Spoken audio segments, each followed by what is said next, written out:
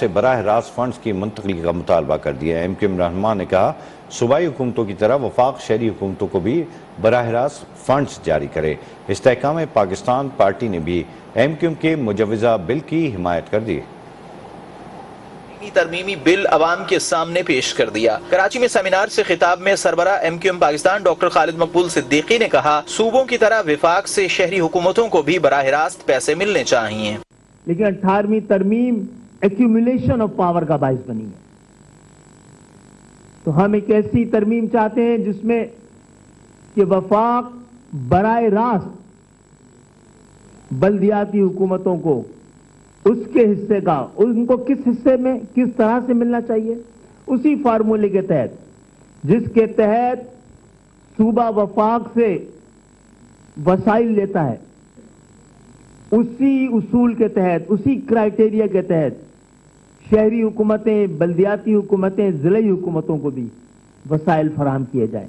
MQM Pakistan کے senior deputy convener مصطفیٰ کمال بولے کراچی میں میئر کا انتخاب وقت پر نہیں ہوتا، ایڈمنسٹریٹر لگا کر چھوڑ دیا جاتا ہے، اب یہ سلسلہ بند ہونا چاہیے۔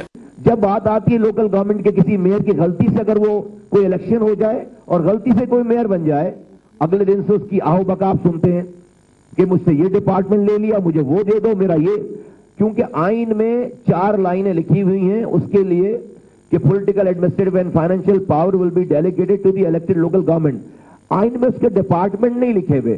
سیمینار میں شریک استحکام پاکستان پارٹی کے رہنما عمران اسماعیل نے بھی MQM کے مجوزہ ترمیمی بل کی حمایت کی، کہا کہ کراچی کو کب تک سسکتا اور بلکتا دیکھتے رہیں گے۔ کیا آج MQM یہ ہم سے وعدہ کرے گی کہ یہ اس وقت حکومت میں شامل ہوں گے کہ جس وقت وہ تیار ہوں گے حکومت بنانے والے کہ یہ ایجنڈا ہم انفورس کریں گے، اس کو ہم امینڈمنٹ لائیں گے؟